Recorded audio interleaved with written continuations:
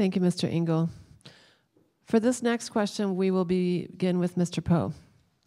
The proposed biomass plant will require 1.4 million gallons of fresh water per day for cooling, which is comparable to the amount used by many coal plants. Currently, GRU proposes to use fresh water for the cooling purposes of the biomass plant instead of using recycled water, some of which could be sourced from the city of Alachua. As a city commissioner, what priority would you give to promoting the use of recycled water for this plant? Mr. Poe. Sure. Actually, we have entered negotiations with the city of Alachua and are working towards an agreement that would use the reclaimed water for that biomass plant. Reclaimed water and the distribution of reclaimed water is a priority for GRU. The problem is that the infrastructure required to provide that is extensive. It's just the same as freshwater or potable water infrastructure. And so it's going to take time to build out that infrastructure, and it works best with, where there's new development where you're putting it in for the first time as opposed to replacing it. So as those opportunities become available, the City Commission has set clear policy that that is the direction that GRU should take. But regardless, we have been given our water permit. It is really considered by the Department of Environmental Protection to be background usage. It is not exceptional, by their opinion, or they would not have issued the permit. And GRU has always been an excellent steward of our resources, and so the citizens and the ratepayers can expect that same type of approach. And beyond that, the biomass is a local jobs creator. It creates local energy independence instead of having to depend on folks in Illinois or West Virginia. And overall, it's been an excellent decision for the ratepayers and citizens of Gainesville in the long term. Thank you, Mr. Poe. Mr. Chase, your response? My response is that unlike many candidates sometimes, I am not an expert at the issue of recycled water versus fresh water at the biomass plant. I want to be very clear with you that when I watch candidates at all levels of government who all of a sudden become experts at everything, it kind of drives me batty. So I'm not going to be able to answer that specifically. What I'll tell you is that as far as the biomass plant goes and anything to do with it, that I'll bring a fair and a reasonable and a common sense approach to the decisions that come about because of it. If you look at my background, if I had time to talk to you, you'd see that I've been through a lot of things in my life where I've had to do that, whether it be in the military or in business or my family or my community. So when it comes to the biomass plant right now, all I can tell is that there's a lot of sides, there's a lot of politics, there's a lot of misinformation, and I don't know. I don't know who is an impartial person I can talk to, but I plan on doing that. And I hear people stand up here sometimes and say, I'm going to stop it, or it's the greatest thing. And I just think that I don't know how they have that foundation to do it.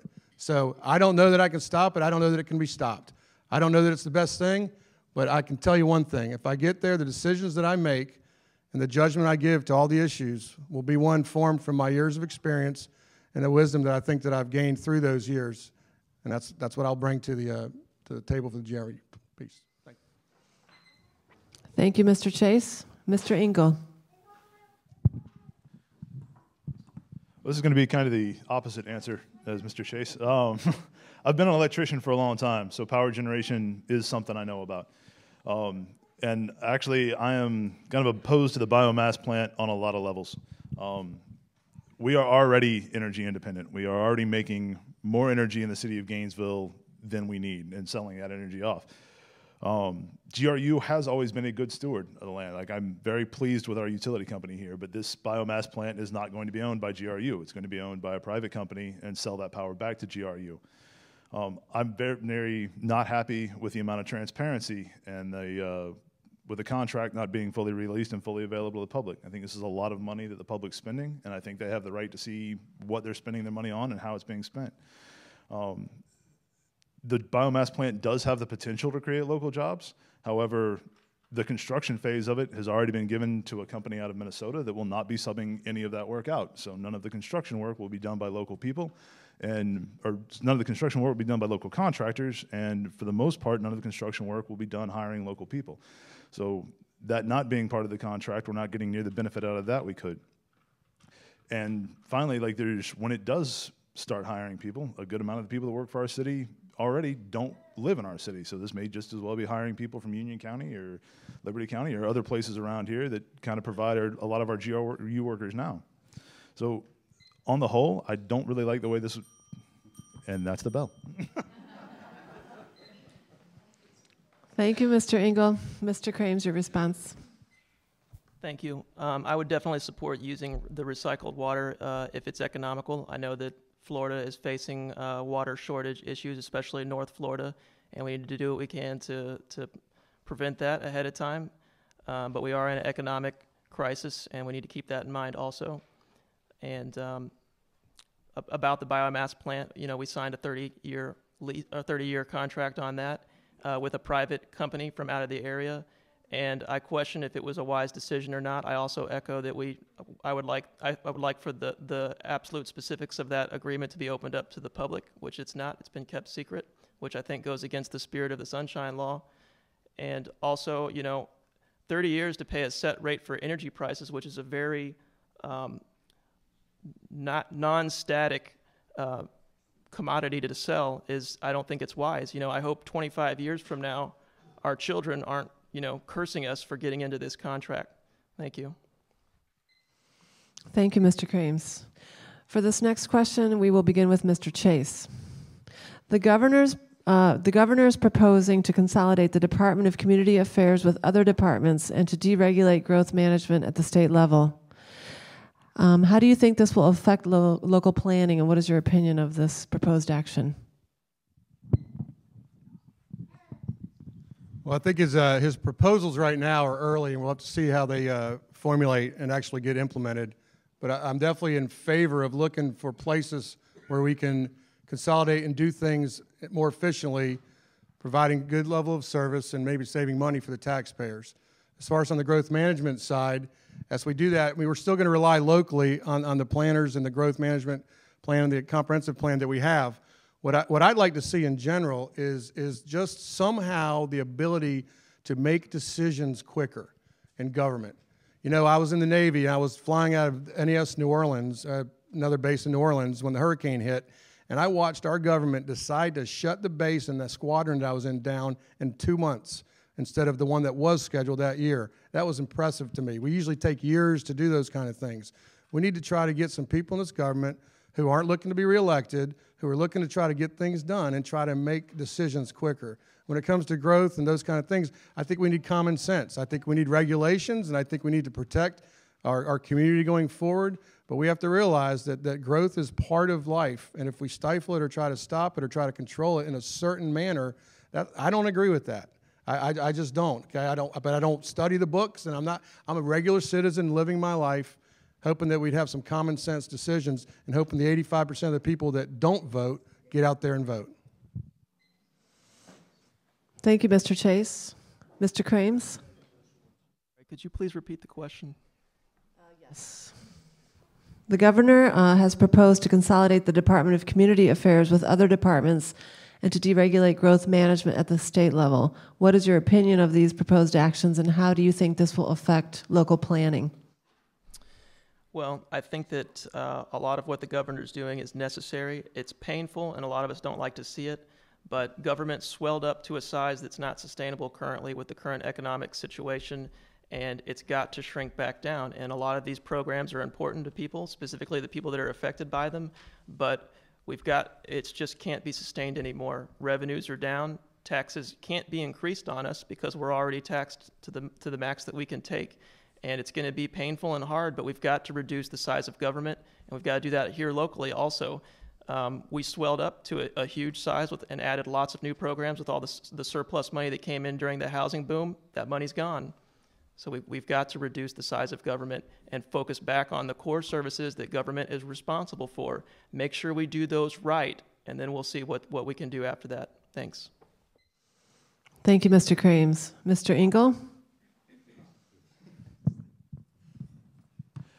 You're going to have to look pretty long and hard to find something that our new governor has done that I'm much of a fan of. And you can kind of add this to the list.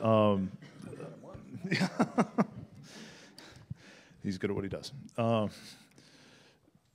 I think that, as Mr. Chase said, growth is going to happen. And one of the things that makes Gainesville a great town to be in is how we have kind of managed growth.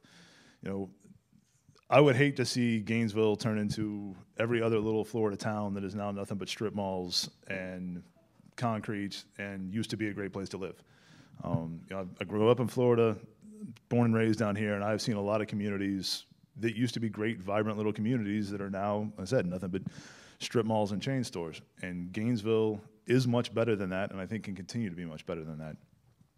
To have that, we need to have growth, but we need to have sustainable, reasonable growth. We need to encourage businesses that are local, businesses that are going to reinvest back into our local economy, and businesses that are invested and care about this area. And I think the only way we can do that is with a good growth management plan. So I think responsible regulation is very important to be able to keep the quality of life we have here in Gainesville. Now, that being said, I think he makes a good point that we need to be able to make those decisions quickly enough that the responsible businesses that we do want here, we're not standing in the way of. But we need to do it without losing what Gainesville is and what makes us great. Thank you, Mr. Ingle. Mr. Poe. Thank you. First of all, really this comes down to home rule and how good is your home rule. And you know, we have a home rule state, and Gainesville has the ability to set those standards. And so if DCA goes away, it's important to have a comprehensive plan that's developed with input from all stakeholders, including developers, builders, realtors, citizens, advocates for parks and open space. And you get a comprehensive plan that represents the overall values of your community. If you have a good comprehensive plan, then you really don't have to worry about DCA because you have control over what happens at your home level. And that's evidenced by the city of Gainesville. Very rarely do we submit a plan to the Department of Community Affairs and get it back with any comments whatsoever. And that is very rare in the state of Florida, where people submit a plan for development and the DCA doesn't have something to say about it. So that's a testament to how well we work with the different entities and how much planning we do up front to make sure that those good quality developments come through. And so in Gainesville, I think that we'll be okay. I'm more worried about the rest of the state that don't have as good a comprehensive plans and don't have as good of commissions that worry about all stakeholders at once. You know, and so as we look forward, we just need to make sure that all of our citizens and business leaders take part in that dialogue when we develop our comprehensive plans to make sure that foundation's there in the first place. Thank you. Thank you, Mr. Poe. This next question is from the audience, and we will begin with Mr. Ingle. Alachua County has a 1 mil tax dedicated to funding our school system that expires next year.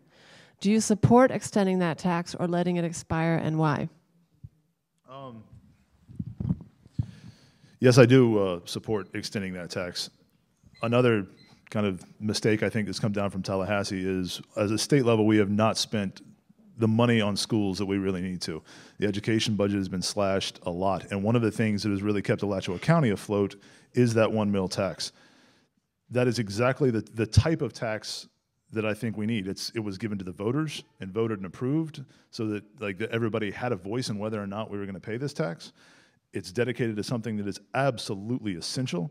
And you know, not only do I support this tax, I will be fighting for this tax if I get in there. Like, I'll be out there, you know, if we don't support our teachers, our education, and our school systems, everything else really starts falling apart in here. And for the amount of money it costs each individual versus the amount of money that raises for our schools, that is, you know, we are getting huge returns on that investment. And that's the exact type of thing that we as a city and as a county need to come together and do.